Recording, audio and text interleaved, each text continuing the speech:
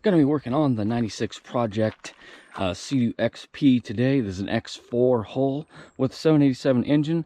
This is the one with the Rosser pipe and the R&D reduction nozzle. You're going to see the seats kind of get switched around because, you know, we have 3 of these and basically only one good seat. So this kind of swaps around between them. And definitely going to get some work done on this one. Kind of its first fire up. I mean, we've test fired it like for 2 seconds before, but it's actual legit first fire up. And then take it out for its first test ride. Got this in the garage. I'm going to go ahead and weigh it now so we can see what this thing weighs. Getting a weight on it here, 430 pounds. So apparently the claimed dry weight of one of these, oh, you know what? I don't have the pump on there. I'm going to throw this in there and we'll weigh it again.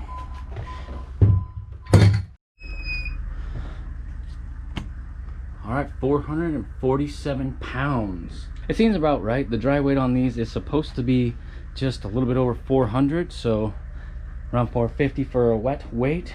Seems pretty good to me. I accidentally weighed it before without this on there, and it was 430 pounds, so that pump weighs 17 pounds. So, not that it matters, but hey, there you go. Now I'm going to get to work on this thing. And right now I am getting the jet pump going. And got it sort of disassembled. Have the nozzle removed. I drained a little bit of oil out of the pump. Just drained it into an empty container. It actually wasn't too nasty looking. And basically got to pop this cone off so I can pull the impeller off, so we can get to that wear ring.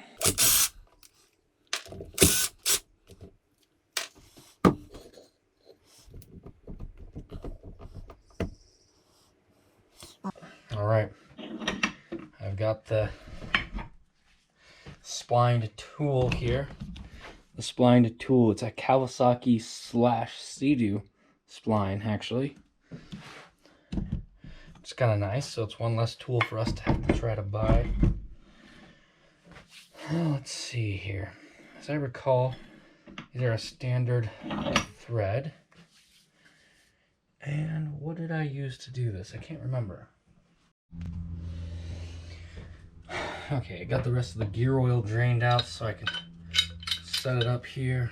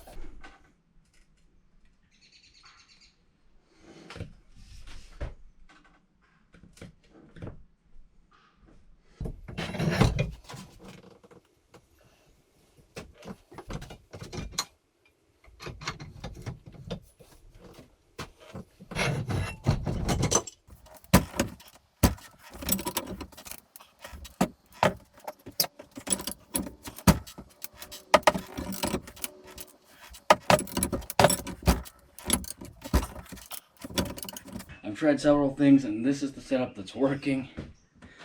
Busted a corner off my vise. This one is going to be difficult all the way. But this setup works.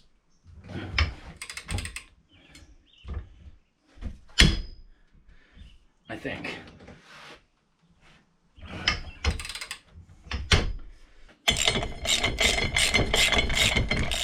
There we go. Finally, that was a fight till the end on that one. That prop is super warm. Did not want to go.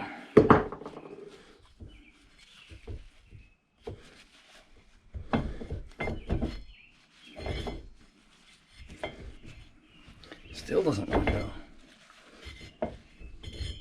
There. Holy cow. That is why you put grease on those threads. Otherwise you got to deal with that.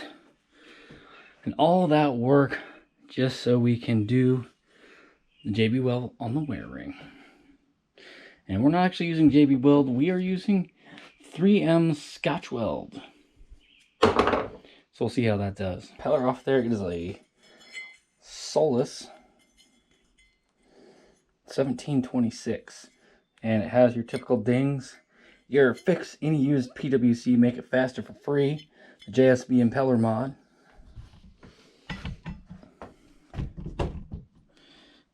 And this one's not too awfully bad. So we're going to be able to clean it up real nice. Take it like that, get the hammer on there, flatten out those dings, it'll be great. Like this one you can especially see it.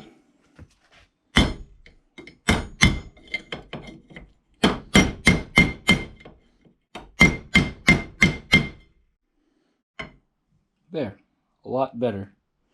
And I mean we can clamp it in the vise and stuff too.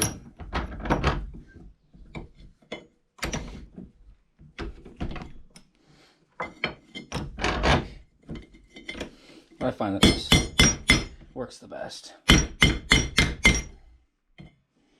There, sort of okay-ish. And then I'll clean it up with some sort of tool, sanding device or whatever.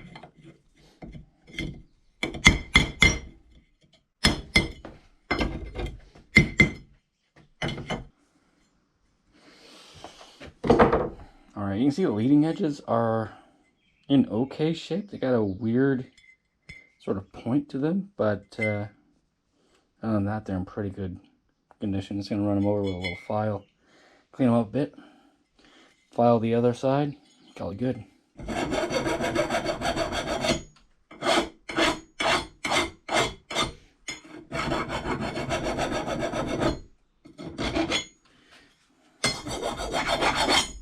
Here is the finished impeller.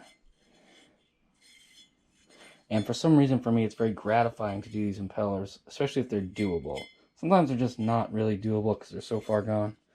It's almost right on the cusp of being too far gone, but it cleaned it up pretty well, and I think it'll do okay. Here's what the wear ring looks like before I put the epoxy on there. Here is kind of the after. The epoxy is on there. It's still wet. And I might clean it up a little bit more, but that just kind of is how it is. And then might sand it a little bit once this is all dried and ready to go. Here is the next morning. This is what we're looking like with the epoxied wear ring. And it's one of those things where it just wanted to drip down. It wanted to drip down. So kind of annoying, but we will get the impeller installed, and when it runs, it should clearance itself out and hopefully not just rip the entire epoxy off. But I'm having to kind of knock down some high spots with a file just so I can get the impeller in there. So I'm going to be working on that for a little bit. Alright, I'm giving up on this whole JB Weld, the wear ring thing. It just seems like way too much work, and it's like I'm all filing it down and crap to get my impeller installed. So this is stupid. These plastic wear rings don't cost diddly squat anyways, so I'm kind of done with this whole JB Weld, the wear ring thing. I mean, I'm sure I did it wrong. Whatever. If it works for you guys, that's great, but I don't think it's something that I want to do. Put a little bit of fuel in here because we're all kind of put together and ready to go. Put a little bit in the gas tank, like a gallon or so. I'm going to put some ketchup in the carbs and see if this thing will fire up. Ooh, that's a lot of ketchup. Oh, that was a lot of ketchup.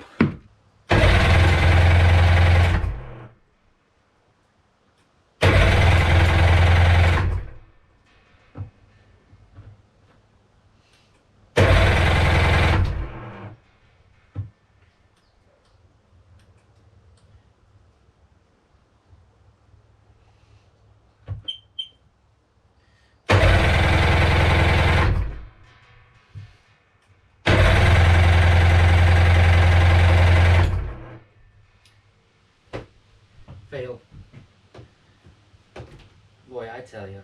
I tell you.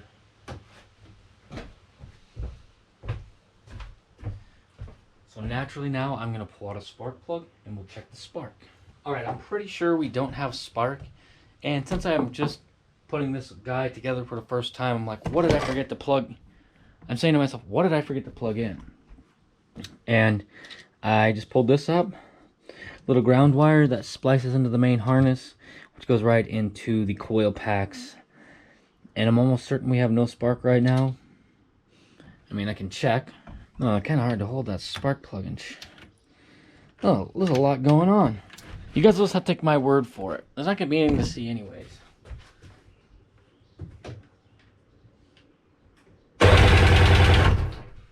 Nothing. Absolutely nothing. No spark. And then I'm hoping it'll be just as simple as hooking up this ground wire and away we go. Got that random old wire hooked back up to the battery, and it was just kind of hiding when I hooked up the battery, so I didn't see it. And now let's test. Hopefully it'll fire. Oh yes. I just popped the spark plug in there. I was like, oh, I have faith.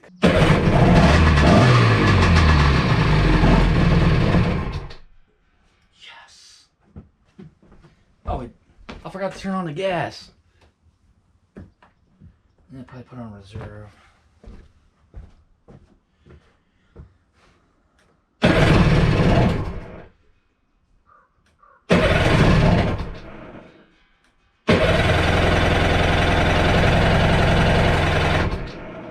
Might need some more ketchup.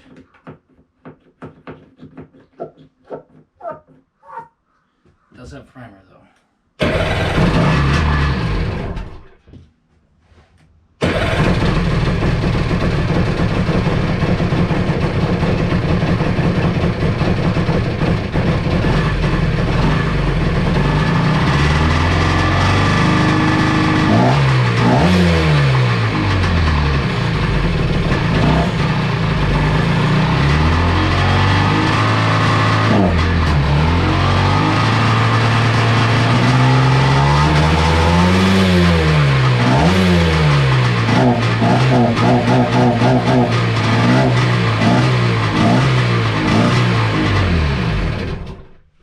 Don't want to run it too long without water.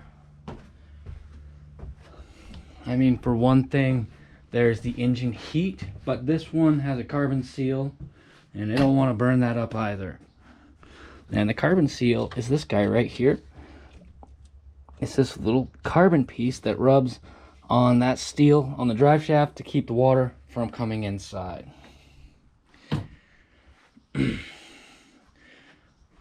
So like usually something with a seal like that, you want to have it like actually in water if you're going to run it for any period of time.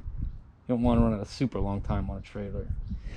And I'm not an expert, but that's just kind of what I've heard. So if it's different, if those carbon seals can take the heat just fine and you know that for a fact, definitely let me know in the comments section.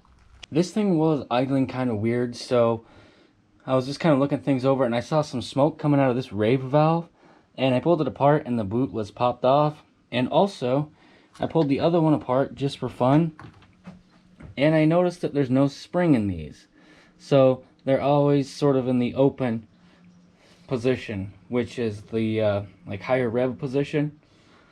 So basically I started up for a few seconds and just held them down, and it idled pretty good. So I gotta get some springs for that, and I think we'll be doing pretty good. Like basically the string goes in the little cap there, and then you can adjust the spring pressure a little bit with these to kind of fine tune where your rave valves open up. And that's kind of how the rave valve deals work. And with there being no springs, they're always open, so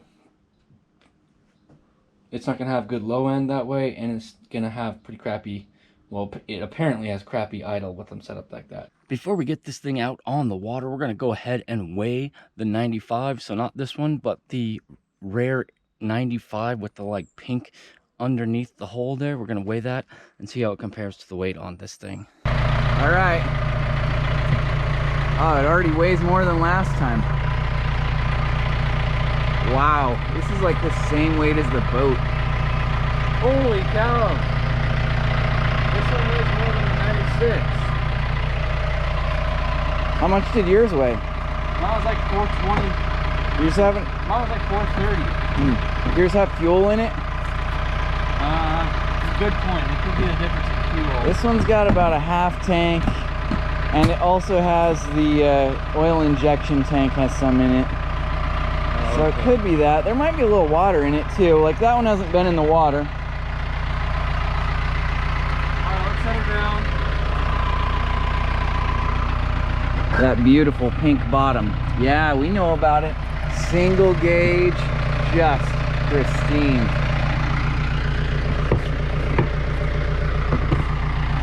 And we did weigh the other one, the other 96 that we believe is waterlogged.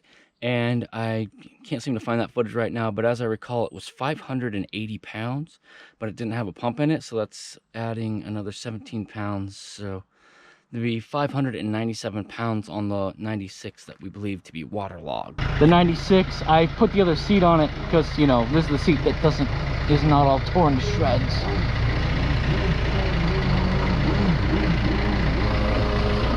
Going out for the first test on her.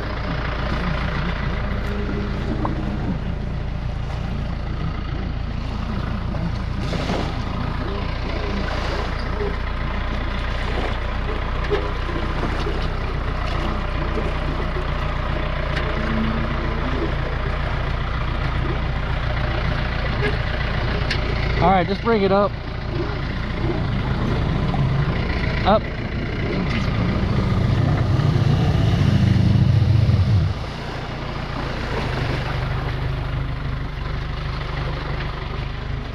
Okay, here we go. Here we freaking go.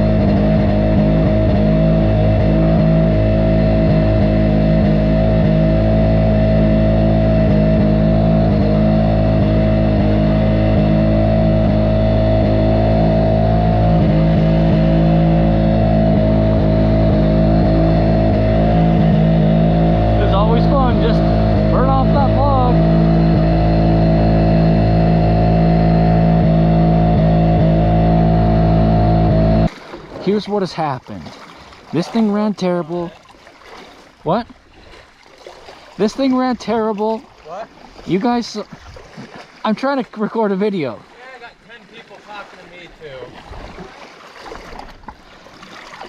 too. All right, for goodness sakes. This thing ran terrible. I put some new plugs in it. It's still bad. When you prime it, it seems to take off. So I'm gonna show you guys what it's doing.